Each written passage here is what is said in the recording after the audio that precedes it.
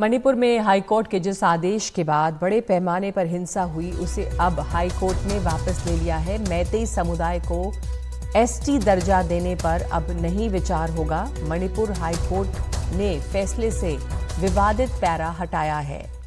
ST दर्जे पर विचार के इसी आदेश पर हिंसा भड़की थी। 27 मार्च 2023 के आदेश के बाद ये हिंसा भड़की थी, जिसमें अब तक 150 से ज़्यादा लोगों की मौत हुई है। मणिपुर हिंसा के चलते बहुत सारे लोग बेघर हुए हैं और हिंसा वहाँ पे लगातार जारी रही है।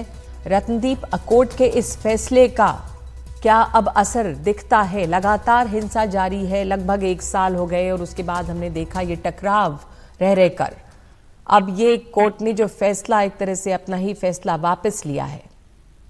देखिए, पहले तो हमें ये समझना पड़ेगा कि कोर्ट का फैसला पहले क्या डायरेक्शन था और अब क्या डायरेक्शन है, क्योंकि मणिपुर एक बहुत ही सेंसिटिव सिचुएशन से जा रहा है। तो कोर्ट ने पहले जो डायरेक्शन दिया था, कोर्ट ने स्टेट गवर्नमेंट को एक पिटीशन में ये कहा था कि आपको ये छूट है कि आप आगे जाके ये कंसिडर कर सकते हैं। ये जो पिटीशन में मांग की गई थी कि शेड्यूल्ड ट्राइब समुदाय का दर्जा दिया जाए मैती समुदाय को, उसको आप कंसिडर कर सकते हैं।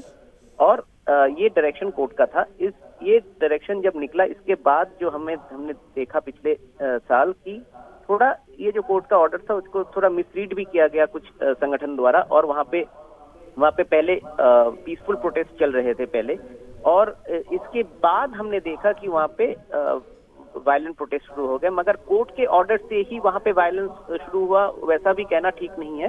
मगर अभी जो ऑर्डर निकला है, इस ऑर्डर में जो कंटेंशियस पैराग्राफ पिछले ऑर्डर के थे, जहाँ पे कि कहा गया था राज्य सरकार को आप कंसिडर कर सकते हैं कि मैते समुदाय को एसटी स्टेटस देने के लिए सेंटर को रिकमेंडेशन करने के लिए आप कंसीडर कर सकते हैं, ये था डायरेक्शन कोर्ट का। उस पैराग्राफ को हटा दिया गया है, उसको रिव्यू किया जाएगा। तो इसका मतलब ये है कि अब एक स्टेटस को मेंटेन हो रहा है। मगर इसके साथ साथ और एक चीज हमें ध्यान रखना पड़ेगा कि राज्य सरकार ने पिछली बार कोर्ट का जो डायरेक्शन आया था या फिर उनको जो कहा था कि आप कंसीडर कर सकते हैं, इसके बाद भी राज्य सरकार ने वो रिकमेंडेशन स्टेट गवर्नमेंट को भेजा नहीं था।